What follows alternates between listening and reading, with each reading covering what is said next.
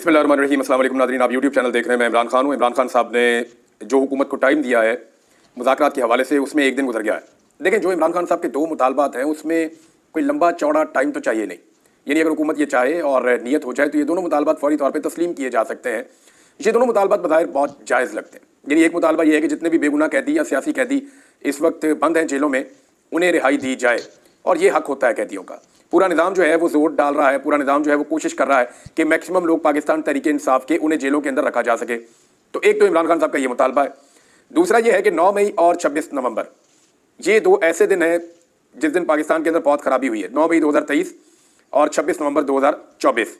यहाँ पे इमरान खान साहब ने कहा कि इन दोनों के ऊपर जुडिशल कमीशन तश्कील दिए जाएँ और गैर जानिबदार जजेस को जुडिशल कमीशन का हिस्सा बनाया जाए सुप्रीम कोर्ट ऑफ पाकिस्तान से, ताकि दूध का दूध और पानी का पानी हो। पता चले कि 9 मई को क्या हुआ था, कौन जिम्मेदार था, और 26 नवंबर को क्या हुआ और कत्लेआम कैसे हुआ, डी चौक पे गोली कैसे चली, किसने चलाई, किसके ऑर्डर्स पे चली, ये सारी चीज़ें क्लियर हो जाएंगी। अब इसमें जो पहला मरहला इमरान खान साहब का वो है जी कि हम सिविल डिसोबीडियंस का आगाज़ कर देंगे अगर हुकूमत ने हमारे साथ संजीदगी से मुज़ाकरात ना किए, और उसकी जिम्मेदारी हुकूमत के ऊपर होगी।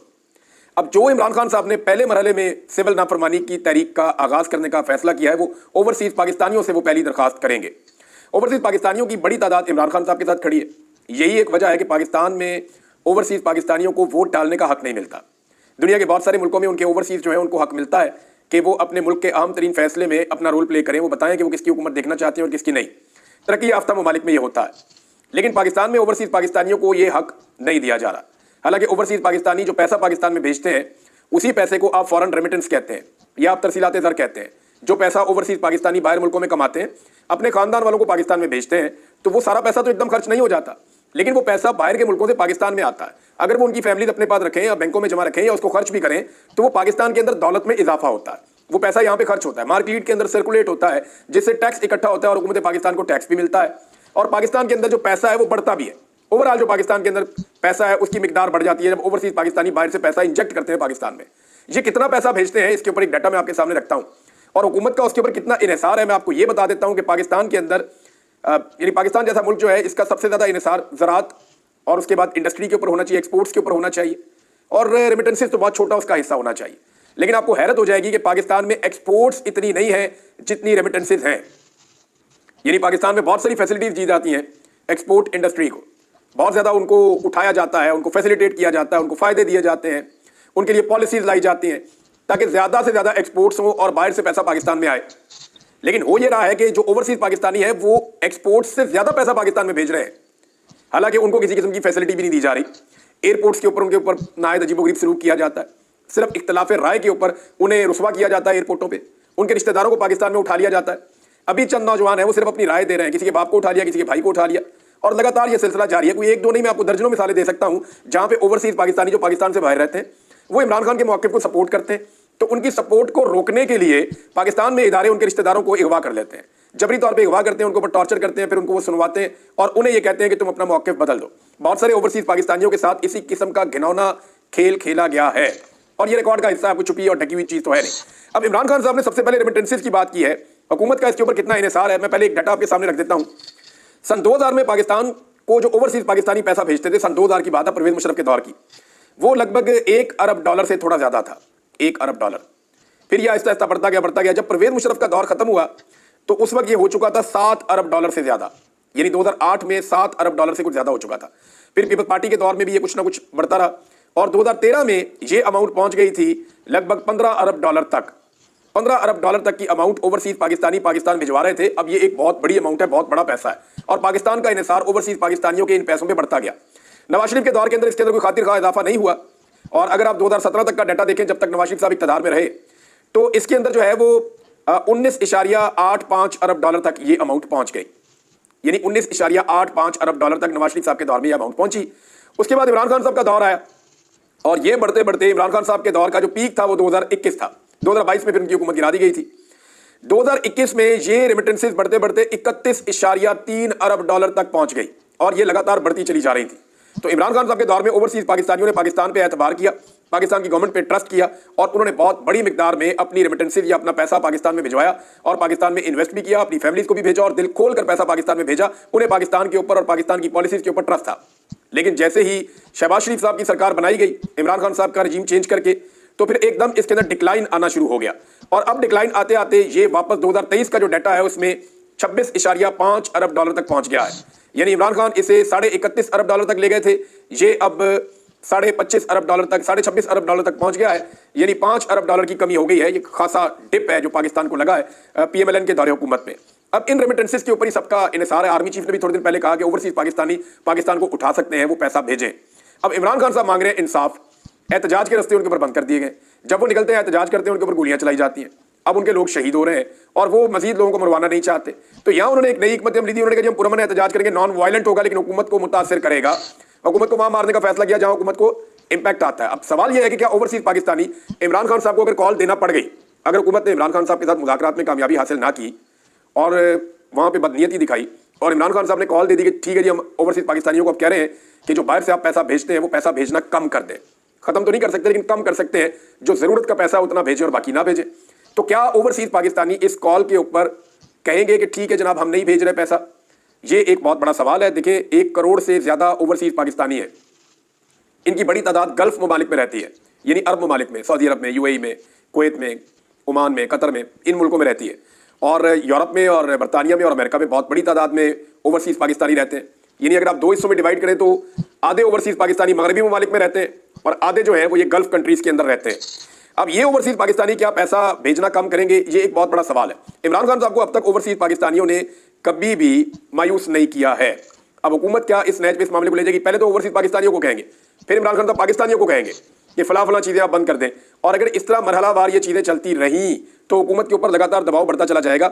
ये चीज मैंने आपके सामने रखनी थी और ये एग्जैक्टली वो डाटा है जो हुकूमत का अपना शेयर करता डाटा मैंने आपके सामने रख दिया।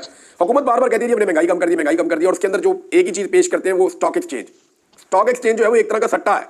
अगर सट्टे के अंदर मुनाफा हो रहा है या मुनाफा नहीं हो रहा तो उससे आम आदमी को क्या फर्क पड़ता है? आम आदमी जो है उसकी हालत आप देख लेना। उसके लिए तो महंगाई बढ़ रही है, उसके किचन के अंदर आने वाली तमाम चीजें महंगी है, उसकी गाड़ी में या मोटरसाइकिल में डलने वाला पेट्रोल महंगा है, वो जो बिजली के यूनिट इस्तेमाल करता है वो पहले से ज्यादा महंगे, वो जो पैसा कमा कर लाता है वो उसको ज्यादा बढ़ता हुआ नहीं मिल रहा। यानी उसकी आमदन नहीं बढ़ी लेकिन उसके अखराजात बढ़ गए हैं। महंगाई में कई गुना इजाफा हुआ है और उस इजाफे के अदादो शुमार को अब तोड़ मरोड़ के लाके पेश किया जा रहा है कि जनाब नहीं नहीं महंगाई कम हुई है। हालांकि महंगाई बढ़ी है, हर आम आदमी इसकी गवाही दे रहा है। ये है नाज़रीन वो चीज़। और एक और चीज़ भी हो रही है पाकिस्तान में, वो भी मैं आपको बता देता हूँ कि पाकिस्तान के अंदर ना चंद लोगों ने एक कंपेन शुरू की थी कि फौज के ज़ेर इंतजाम चलने वाले जितने भी सनती इदारे हैं उनकी मसनूआत का बाइकआउट कर दिया जाए। और ये सोशल मीडिया सार्फिन ने इस कंपेन को चलाया था।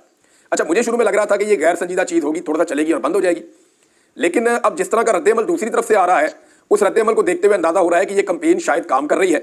मिसाल के तौर पे ये मामला मुझे पहले लगता कि सोशल मीडिया तक रहेगा और इससे ऊपर शायद नहीं जाएगा या छोटा मोटा इंपैक्ट होगा और वो कोई फर्क डालेगा नहीं, मगर इसका दायराकार वसी हुआ और इतना वसी हुआ कि इस वक्त कुछ रिटायर फौजियों की तंजीमें, वो जो तंजीम है उसके ओहदेदारान वो इसकी बात कर रहे हैं, या मिलिट्री एस्टेब्लिशमेंट के जो हमायती लोग हैं वो इसकी बात कर रहे हैं, या कुछ ऐसे हमारे सहाफ़ी दोस्त हैं, सीनियर सहाफ़ी हैं इवन, वो ये बात कर रहे हैं जो ये कह रहे हैं कि ये बड़ी ज़्यादती है। अच्छा, यहाँ पे मौक़िफ़ ये दिया जा रहा है कि ये शोहदा के ख़ानदानों को सपोर्ट मिलती है जनाब इन कारोबारों से और लिहाजा इन मसनूआत का बाइकआउट ना किया जाए। दूसरी जानिब से ये मौक़िफ़ इख्तियार किया जा रहा है कि दुनिया का कोई ऐसी फ़ौज नहीं है जो कारोबार करती हो, तो पाकिस्तान में फ़ौज जो है वो कारोबार क्यों करती है, ये सवाल उठाया जा रहा है। और शोहदा की कफालत की जो जिम्मेदारी है वो रियासत की और हुकूमत की होनी चाहिए, ऐसे इदारे नहीं बनाने चाहिए। अब ये दोनों तरफ की एक मामला है, लेकिन एक बात तो वाज़ेह हुई है इस सारी एपिसोड से कि इम्पैक्ट आया है। अगर इम्पैक्ट ना आता तो इतने जिम्मेदारान की जानिब से रद्देअमल इसका बिल्कुल ना आता। ये रद्देअमल बता रहा है कि इसका इम्पैक्ट है। लेकिन एक चीज़ और भी इसमें आप जरा क्लियर कर दें कि पाकिस्तान तहरीक इंसाफ ने इस कंपेन को अभी तक ओन नहीं किया।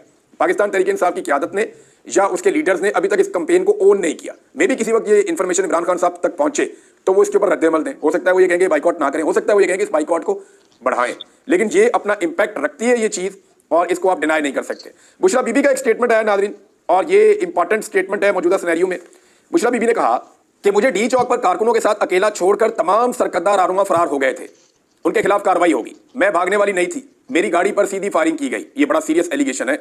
ये बुशरा बीबी कह रही है मेरे साथ सिर्फ कारकुन रुके हुए थे। वो कारकुन ने कहा भी जी हमने खुद देखा 40-50 लोग आपके आसपास कारकुन थे। तो उन्होंने कहा जी मुझे कारकुनों से कोई शिकायत नहीं है, हमारे साथ जो पश्तून है उन्होंने बड़ी वफादारी दिखाई है, इमरान खान साहब के कारकुन डट कर खड़े थे। लेकिन ये बात उन्होंने अपने रहनुमाओं के बारे में कही है, बज़ाहिर ऐसा लग रहा है, और यहाँ पे इस खबर में भी यही है कि तमाम सरकर्दा रहनुमा फरार हो गए थे। और टी चौक एहतजाज के बाद पहली मरतबा इनका मौक़िफ़ सामने आया, जिसके मुताबिक वो इन पार्टी कायदीन से सख्त नाराज़ हैं जो इन पर 24 नवंबर के एहतजाज से कारकुनों को छोड़कर भागने का इल्ज़ाम लगा रहे हैं। उन्होंने इस हवाले से मीडिया पर बयान दिए हैं चारसद्दा में कारकुनों में चेक तकसीम करने के बाद उन्होंने गुफ्तगू की और कहा कि मुझे डी चौक में अकेला छोड़ दिया गया था। पठानों ने हमेशा गैरतमंदी का सबूत दिया है। खान ने कहा था शोहदा के घर जाना। पार्टी कारकुन खान के नाम पर शहीद हुए हैं। शहादतों की वजह से बहुत तकलीफ में थी। समझ नहीं आ रहा था कि लोग झूठ क्यों बोल रहे थे। मैं भागने वाली नहीं हूँ। खान के लिए निकलने वालों को कभी अकेला नहीं छोड़ सकती थी। किसी को नहीं पता था कि मेरी गाड़ी कौन सी है। डी चौक पर रात 12:30 बजे मैं अपनी गाड़ी में अकेली थी। वो लोग डी चौक जबरदस्ती खाली कर रहे थे। मैं वहां से नहीं हटी थी क्योंकि खान ने हटने का नहीं कहा था। मैंने सबको कहा था कि मुझे अकेला नहीं छोड़ना, लेकिन मैं वहां अकेली थी और सबने मुझे छोड़ दिया था। ये बात ठीक है। बुशरा बीबी को एक दफा नहीं 2-3 दफा अकेला छोड़ा गया। एक मरतबा कुछ इस तरह का भी मंसूबा है, मुझे आइडिया है और मैं पहले बता चुका हूं आपको कि उनकी गाड़ियां आगे जाने दी गई और बाकी गाड़ियां पीछे रुक गई थी और एक गैप पैदा हो गया था दोनों काफिलों के बीच में।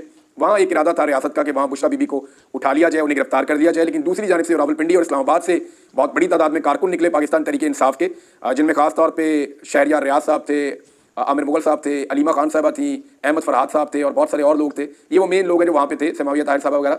जब ये लोग आए तो फिर सिचुएशन ज़रा बदल गई और उसकी वजह से फिर बुशरा बीबी की वहाँ गिरफ्तारी नहीं हो पाई। बुशरा बीबी ने कहा कि वहाँ बहुत से लोग इस बात के गवाह हैं, जो लोग रोड खाली कर रहे थे वो भी गवाह हैं। जब मैं वहाँ से नहीं जा रही थी तो मेरी गाड़ी पर सीधी फायरिंग की गई।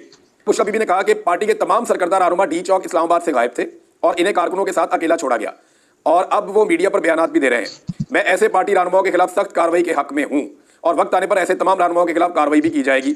इस हवाले से रिपोर्ट इमरान खान को पेश करके इसकी मंजूरी दी जाएगी।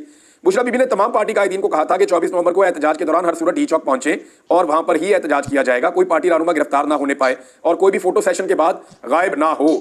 लोगों ने तो रस्ते में फोटो सेशन किए सिर्फ मोटरवे पे, उसके बाद गायब।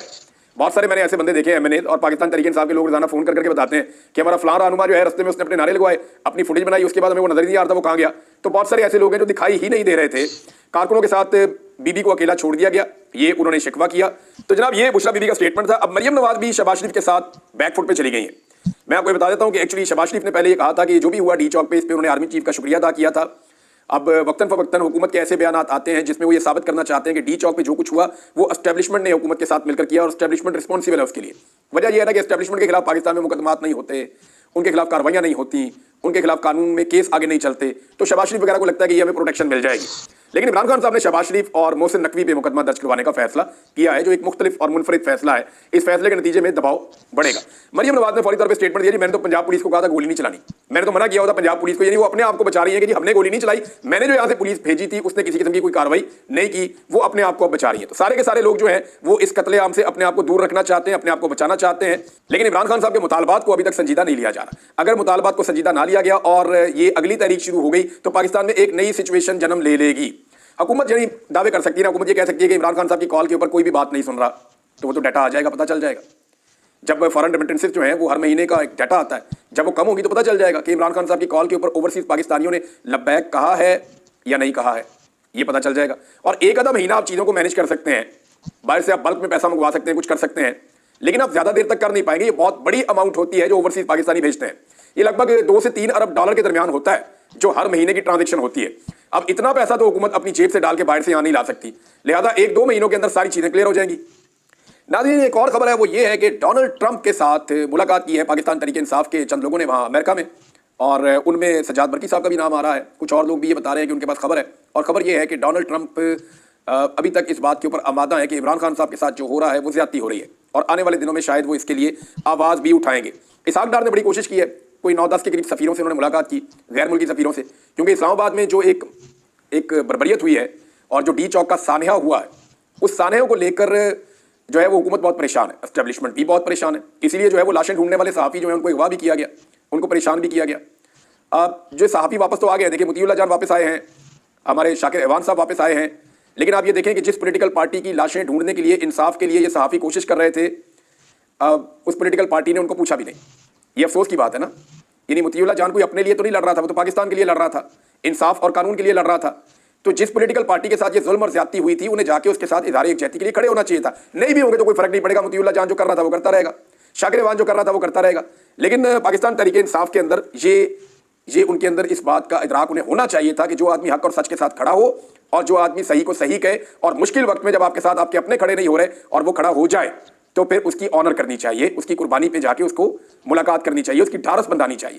بطور اپوزیشن پارٹی انہیں چاہیے تھا کہ سینٹ کے اندر, قومی اسمبلی کے اندر, اپنی صوبائی اسمبلی کے اندر قراردادیں پیش کریں, تحریکیں پیش کریں کہ جناب صحافیوں کے ساتھ ظلم اور زیادتی ہو رہی ہے. لیکن عجیب قسم کی ایک کمپرومائز سچویشن ہے پاکستان تحریک انصاف کی قیادت کی. ناظرین, ڈار صاحب نے میرے کو بتایا پریشر بہت زیادہ بڑھ گیا, اور ڈار صاحب نے ملاقات کی کچھ غیر ملکی سفیروں سے.